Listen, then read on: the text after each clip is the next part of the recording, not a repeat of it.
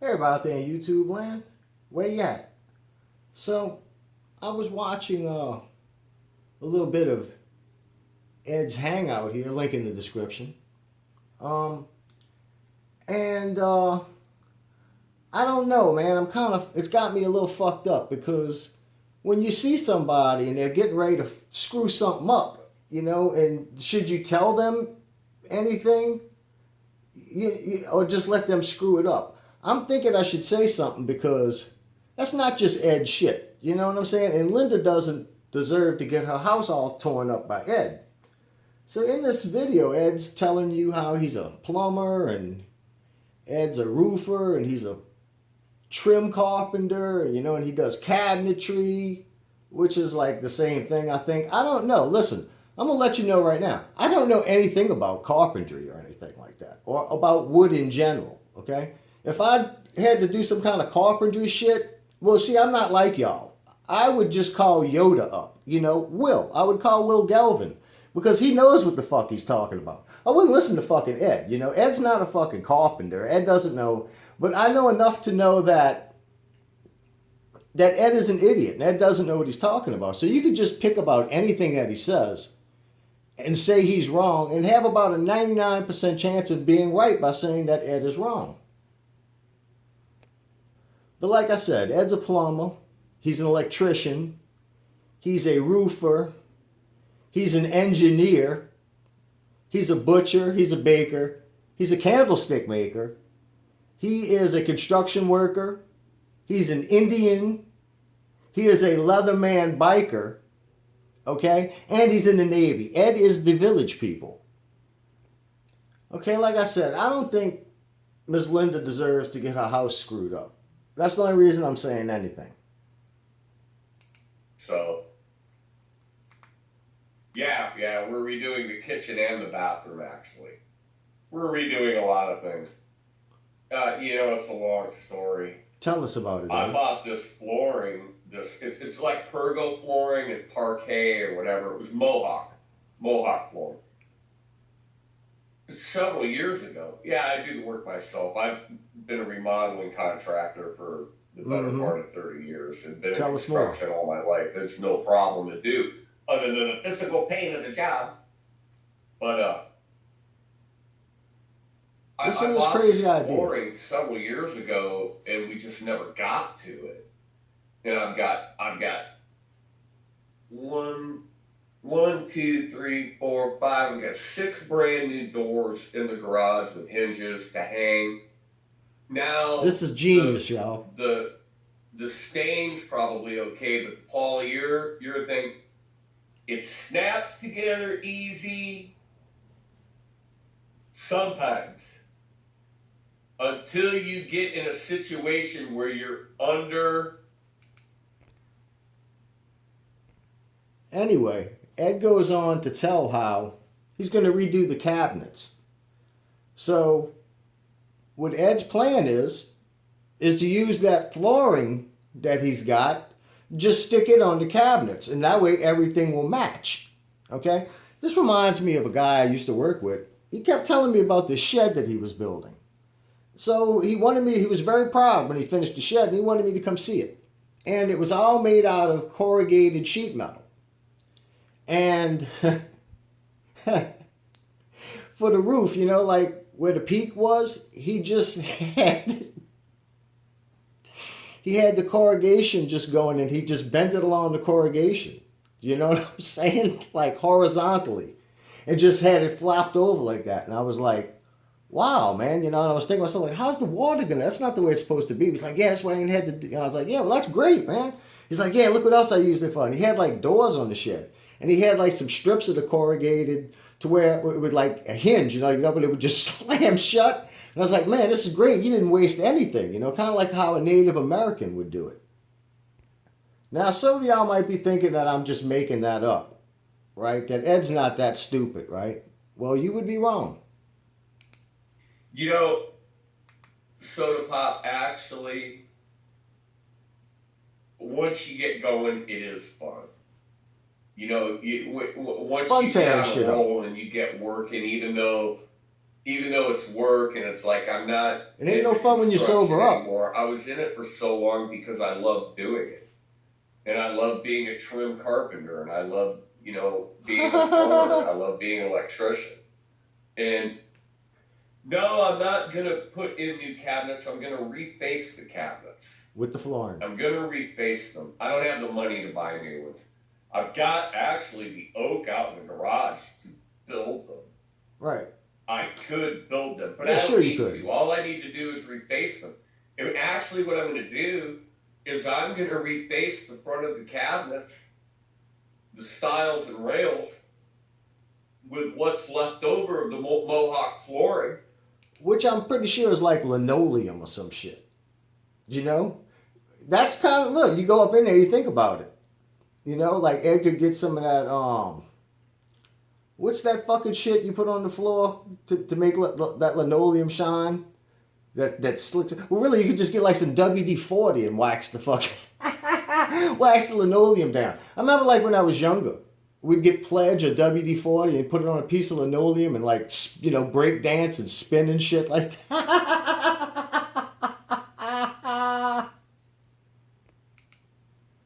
Unbelievable. Okay, for some reason my chat blacked out, so I'm going to go to live chat. Okay. Hey, you're going to get a cold beer, the cooler. Good for you, buddy. It's been a hot one. Okay, here's where it starts to get interesting. All right, like I told you, listen, Jesus was a carpenter and Will is a carpenter. I'm not a carpenter, all right? I hit my finger swinging the hammer. The only hammer I swing is like a Chipman hammer. You know what I'm saying? And I'm using that to like knock off rust or like some slag. I don't have to use it on my flux because that shit just peels off on its own, you know? Maybe swing a maul at like a dog in a wedge every now, or like knocking off a pad eye, or like, hot tack something and then hit it real quick with the maul to make it sit flush or something like that. But I do know a little bit about a tape measure. Just a little bit. Okay? So let's listen to this. And this is why I'm trying to stop Ed before he screws Miss Lynda's shit up. Problem getting the measurements. Why?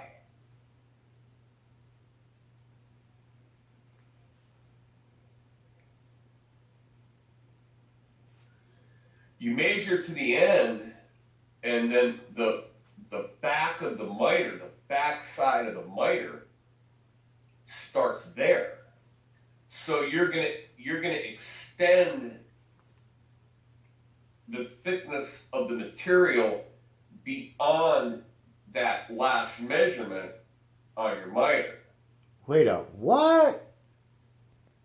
Okay, what I'm thinking Ed's talking about here is miter cutting something on a 45, I'm assuming, since it's like, for some kind of floor or cabinet, I don't see what else he would be, So let's hear how Ed tells you how to miter cut again.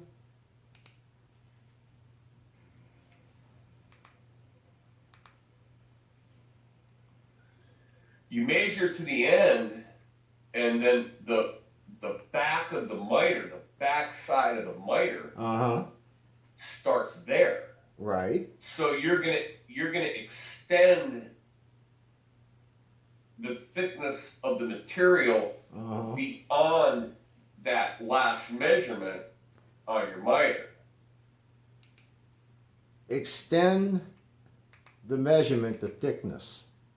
Ed, that's the exact opposite of what the fuck you do. Please, Ed, please listen to me before you fuck Miss Lynda's shit up. Before I start, I just want to mention, if I look right outside the frame, you'll see Angus. He's just laying there looking at the door. Tammy's out of town. And he's miserable now. He's just sitting around listening to the Smiths and shit. I've hidden all the sharp objects. Anyway, so miter cutting something. All right, listen. I'm just going to use this for a piece of demonstration here, okay? Since we're talking about the thickness of something. This is anybody who's ever worked in a shipyard. Welders and fitters are allowed, you could skills test them, You know, pipe fitters, pipe welders. In other words, and I've been all over and I've been many different places. I've seen many different variations. This is a very common one, okay? They'll tell you to build a box out of angle iron, but it's really like a frame, okay? So it'll be a piece of usually 3/8 angle iron. Okay, now I got this. Is this coming up on the camera? Okay, so you can see it's got some thickness. So say this is the piece of angle iron, all right? So what they're testing you is to see how good you can measure. And you know, when you're cutting with a torch, if you hit the trigger in the middle, you'll see like a little, and the different size tip you have, the different size. So you can get a really nice cut. They want to make sure you're getting a really nice cut, that you're cutting on the right side of the line. And they usually give you like a 1/16 to 1/8 of an inch tolerance, okay? But you want this to be as tight as you can, like if you put it in a chop saw, okay? Which is not really how you'd want it in the field. You'd want a little crack in it, okay, to get a little penetration. But that's a different story. So if you had this, and let's say we put it in a chop saw, okay? So when we put it in a chop saw, what we're doing is we're cutting this, it's 3/8 thick. It doesn't really matter what the flange is because now if you was coping it, you'd have to, but you don't even have to know what that measurement is, all right? So you put it in the chop saw and you're gonna bevel this piece. See, this part here is gonna be cut on a 45-degree angle too. So this is gonna be cut beveled, okay? This is gonna be cut on a 45, and the part here is just gonna be not beveled, it's gonna just butt up, okay? So, and they'll want you to build a frame like that. They call it a box though, it's really a frame, all right? So 10 by 10. So how long do you cut these pieces? According to Ed, if this is 3/8, I'd have to cut it 10 inches and 3/8. If you cut it that long, you would be out 3/8 plus 3/8. So what's that, 3/4? You'd have to cut it the opposite of what Ed said. You'd have to take the thickness of the fucking material, 3/8, and cut it short. Or unless, if you don't do that, when you butt it up 45, you're looking at the center. That's where your measurements are at, from the center. But if that's the center. You still got this much of it. All right, so you'd have half of 3/8, which is 3/16. And you'd have, this is if you cut it 10 inches, you'd have 3/16 too much on this end, half of 3/8. You'd have half of 3/8, 3/16 too much on this end. If you did it the Ed's way, you'd have 3/8 and 3/8 out. You'd be so, they'd tell you to get the fuck. Like I said, usually they'll do that, okay? They might give you a little fucking T-washing test or get you to weld a piece of angle iron to a piece of plate and then wash it loose with the torch, all right? My first fitting test I ever went and took, ever, all right? That's another whole story right there. But anyway, it's a variation on what I'm about to do right here. This is something, this is another thing that sometimes they'll do. They want to make sure you know how to use a tape measure. Okay? So what they'll do is, let me grab something I can make a straight line with here. Say if this was a piece of plate or a piece of anything, a piece of plywood, whatever, a piece of paper, it don't matter.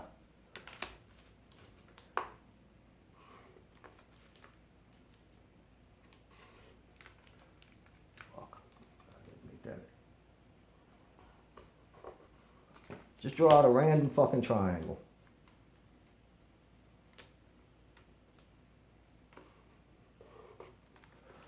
Just draw out a random fucking triangle. Okay? Now this is something, this is my twist on it. Okay? Just using the fucking tape measure. Nothing else. Measure it out. And lay another one out right next to it. The same measurements, the same angles, everything. Just with a tape measure. That shit sounds easy? Go draw one out on your fucking cement with some fucking chalk or some shit and sit out there and try to fucking do it.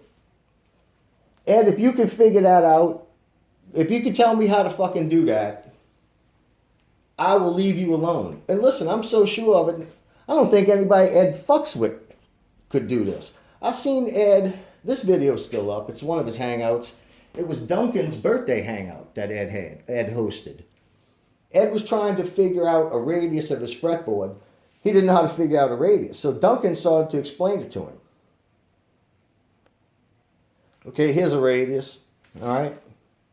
Now listen, sometimes in the shipyard, the triangle, this or that. I'll tell you a hard test they'll do. They'll give you a piece of angle iron, like a 4-foot piece of angle iron, and tell you to just notch it, heat it up, and bend it and make that bitch into a perfect triangle. That's you got to be on your toes to do that one, okay? Sometimes they just might tell you to cope something. That's another thing. Ed doesn't understand the difference between coping something and miter cutting something. Now, you can cope something in on a 45 and shit like that, all right? So say if we got our angle iron again. We got another piece of angle iron that's going to fit in.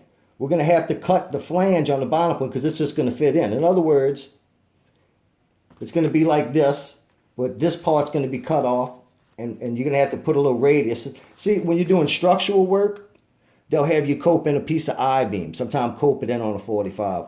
And when you're doing that, the best way to do it is make your measurements and your cuts from the inside, and make sure the part when you know, with your angle iron, when you cut back for the cope, whether it's on a 45 or on a 90, when you put it in, make sure your radius. Make sure your radius, you know. That's the first thing you do when you get a fuck. Well, that's the first thing I do. Like I said, I don't do carpentry work, though. When I get a frame and square, the first thing I do is find a shear, and I take off that much of it so that wells don't hit it. You know what I'm saying? When I can check, you know, to see if something's square. Here's another thing. If you're ever working on a ship doing ship repair, and you see somebody come on it with a level, laugh at them and mock them, because how the fuck can you level something on a fucking ship that's floating? And you'll be surprised how many motherfuckers you see do that. I tell you what, I used to be in the shop sometimes, somebody would need a level, I'd hand them a pitch veil just to see if they knew what the fuck it was and if they knew how to use it. So anyway, Duncan was trying to explain to him how to find this. Like I said, this video is still up. Duncan was trying to explain to him how to find the radius. I was listening, I was like, yeah, everything sounds right. Duncan was talking about, I can't remember, you know, I call them divider sticks. Really, sometimes I call them tomato sticks. You know, what you do is you come here with the divider, you scribe a line, scribe here, and you look for where they intersect, right? So at first he was like, yeah, you set the dividers, and then you look for centerline. I'm like, centerline? Ain't no fucking centerline. There's a fucking pivot point. You could do it with a tape too. You could just do it with a tape, but it's easier to do with a scale because this tape's got a little flex. And make sure you're cutting an inch. In other words, putting this on an inch. Remember that you're an inch short. That way you can get a really good measurement on something, you know? All right, that's how you can tell I haven't been using this tape for any kind of work or anything, because all these numbers, you'd have to cut more than an inch, because this would all be burnt off of me putting it on hot fucking plate. You know? Really, what I like to do is, when I'm doing it without dividers, so when I'm doing it with a scale or something rigid, what I'll do is I'll make it a little short on purpose. And then the shortest point between my two arcs that don't meet, you measure that really good, split that in half, add it to the length, and you'll be dead on. And you go around and fucking complete the whole fucking circle. Anyway, that's about it. Ed doesn't know what the fuck he's doing. Please don't mess Miss Lynda's shit up. Anyway, until next time, peace out.